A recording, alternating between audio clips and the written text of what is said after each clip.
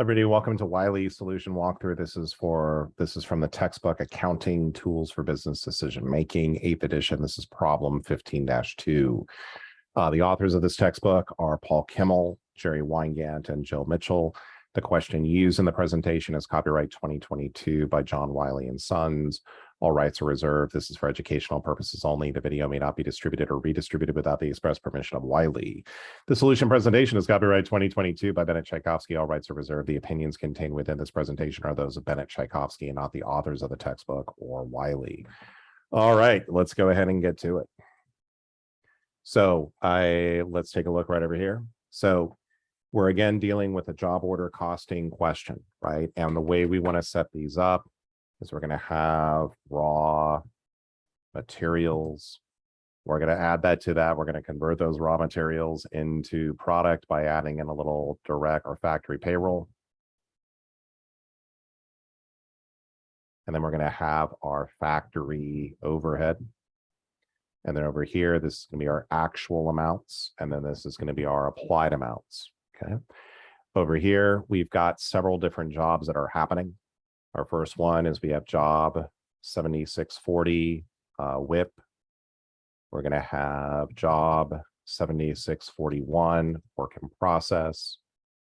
And we're going to have our job 7642 work in process. Okay. So with all that out of the way, make this a little bit bigger for everybody to see. Okay. So by the way, if you're looking for, where am I, this is all this material here is copyrighted, but if you go through and look on Z Library, and I think I showed that on problem 15.1 video, if you're looking to try to go through and find that, that might be a great place to go through and look. So what we're going to do over here first is let's put in the information that we know into the T accounts. So for job 7640, this beginning balance is going to be the direct materials plus the direct labor plus the manufacturing overhead. Or over here, this is going to be a total of 77,800. Okay, for job 7641, we've got 11, 18, and 21.6 for a total of 56,400. And then down over here for job 7642, there was no beginning balance in the WIP. Okay, now we can also kind of glean from this in terms of the current year costs. We've got direct materials. We've got over here, we've got direct labor, and then we've got factory overhead, and I'm assuming that this is applied. So over here, the direct materials are 30,000. This is going to be 36,000, and then this is going to be 43,200. Now, in terms of where each of these is coming from,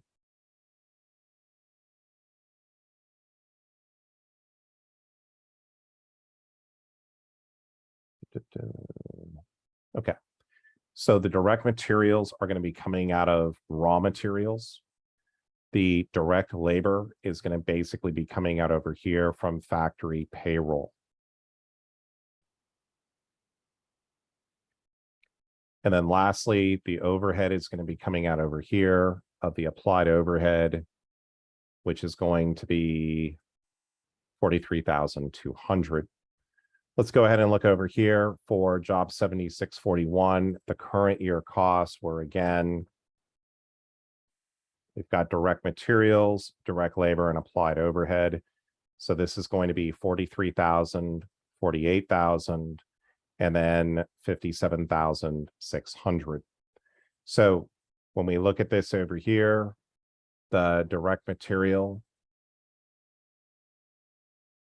then we're going to have the direct labor, and then we're going to have the applied overhead. Uh-oh, wrong one. Okay. So right over here, the direct materials are at 43,000. The direct labor is at 48,000. That's going to be coming out of factory payroll. And then we're going to have the applied overhead, which is basically going to be coming out of the applied side on the factory overhead part. Okay. All right. And then the current one over here for this last one, we've got 58, 55, and 66. And let's just give us, here we go. So again, you have the same parts. You've got direct materials, you've got direct labor, and then you've got the applied factory overhead. So this is going to be 58,000, 55, and 66. And again, where did those direct materials come from? These basically came over here from raw materials. The direct labor came out of factory payroll, and the applied overhead came out of factory overhead right over here. Okay, so we've addressed these different parts right over here. We've just put them into the T accounts, right? I can't tell you how important this part is over here to make sure that you have this set up properly. Always a good thing to go through and to do. Okay, so finished goods, so raw materials totaled 15,000 on January 1st. Okay, during the years, this is my beginning balance. And during the year, it said that 140,000 of raw materials were purchased on account. Finished goods on January 1st consisted of job number, and this is our FGI. This is our finished goods inventory. Okay, so for our finished goods inventory, we had job number 7638 was 87,000, and then we had 7639 for 92,000. Okay, so jobs 7640 and 7641 were completed during the year. We'll go ahead and just deal with this now. So this is, we'll call this beginning. Let's call it 70, let's leave it. 7638, and this is 7639. Okay. So over here, during the period, 7640 and 7641 were completed. What that means is I cannot leave these over here in my work in process. I have to move these out. So what I'm going to do is I'm going to go ahead and basically credit that particular WIP account for 187. This 187 is going to come down to here. I'll just go ahead and highlight this in blue, meaning it's a current year amount. So this is 7640. And also job 7641 was completed during the year. So if it's completed, I cannot leave it in work in process. Right. So over here, I've got 199.2. That's what I'm going to credit this amount for over here. And then my balance is down to 0. Okay, so let's go ahead and make this a nice bright color. Okay, so this is 7641. Okay. I told us that those were completed during the year. Now over here, 76, 38, 39, and 41 were all sold. So what does that mean? Well, basically what that means is I need to pull these out of finished goods inventory, and I need to send these to cost of goods sold. So over here for my, basically for my cost of goods sold, this is going to be 87, 92, 199.2. And I'm going to give myself just a little bit more room.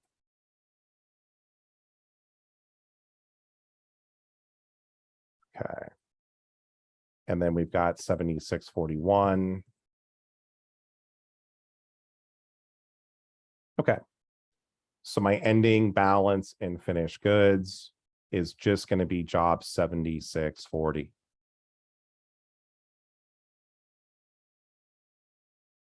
Or the 187. Likewise, my only job that's going to be remaining in work in process is going to be this job 7642. So let's go ahead and take a look at the next one. So these were completed during the year, and these were sold on account for 530. Okay, manufacturing overhead incurred on account totaled 120,000. So over here, we've got manufacturing overhead, incurred depreciation on factory machinery for 8,000. Now over here, when it tells us we're assigning indirect materials of 14 and indirect labor of 18,000. What that means is that over here, I'm going to have 18,000 of indirect labor. And then I'm also going to have indirect materials. And my indirect materials were 14,000. Where did the indirect materials come from? It came from raw materials inventory, right? So these are all direct materials, 7640. This is direct materials, 7641. This is direct materials, 7642. These are my indirect materials. Okay. So I come over here and I've got, let's see, it's the next thing we're being asked for. So, okay, now what do we go through and do? So over here, the first thing we're being asking is prove the agreement of work in process inventory with job cost sheets, calculate them and post them into the T account. So it's basically this one is the only one that's going through and remaining. Okay, now over here, when we're being asked to go through and do the adjusting journal entry to determine cost of goods sold or to look at this. So let's go through and think about this. So my factory payroll, even though it didn't give me the amount, the factory payroll must have been 157,000. And why is that? It's going to be the direct labor plus any indirect labor because this amount has to come down and go to zero. Over here for the raw materials, I've got 15 and 140. And then when I'm going through and adding these over here, so my ending balance in raw materials is 10,000. Let's go through and take a look at the overhead. So for the overhead, I went through and my actual overhead was 160. My applied overhead was 166,800. So my factory overhead was over applied, right? I applied 166. I'm over by 6,800. Now, this balance has to go to zero, right, along with factory overhead. So right over here, what I'm going to go ahead and do is I'm going to go ahead and say, all right, this balance right here, this is going to be 6,800. This is now going to take me to zero, but where does this go to? This is going to go over here to my cost of goods sold. I do the opposite to cost of goods sold. This is going to be 6,800. Whenever I have any type of over or under applied factory overhead, as long as the amount is not materially significant, right? And I cover that on a few other different videos. But what does that mean? It's like, well, is $6,800 materially significant to cost of goods sold?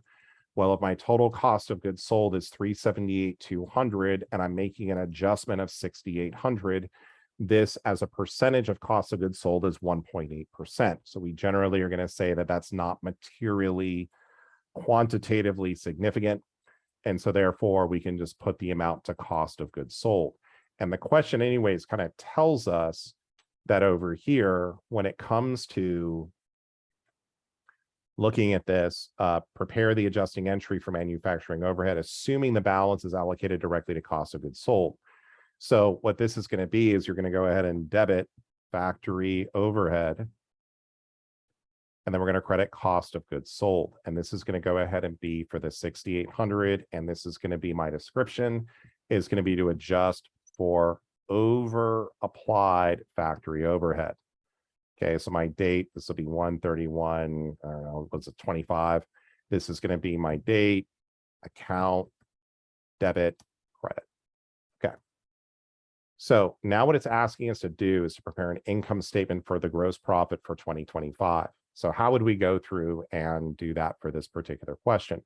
Well, what is gross profit? It's going to be my sales less my cost of goods sold gives us disgusting profit, or it's basically our gross profit.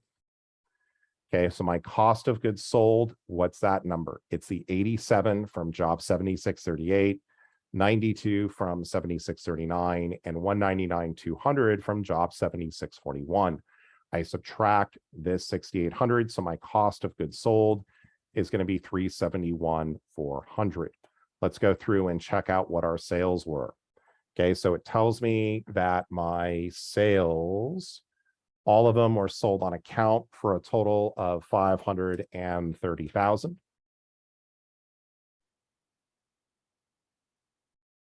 So right over here, I basically have 530 minus the 371. I get 158,600. And if we look over here, if we can kind of see, oh, prepare an income statement, I get 158,600. So I did it correctly.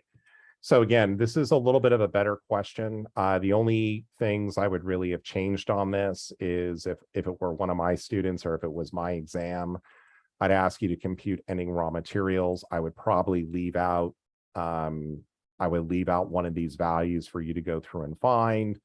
But that's pretty much what we're going to go through and do. And again, if you use the T-account methodology, and this is by far the best way to go through and do these questions, you're going to be in great shape. Let me just pause really quickly because I want to show you what a typical book solution looks like. So if you look at this over here, and this is basically, this is basically the solution manual that's being provided by the publisher. And again, they have their way of doing it. When you look at going through and trying to get through something like this versus look at all this stuff. I mean, to me, it's just easier to use T accounts.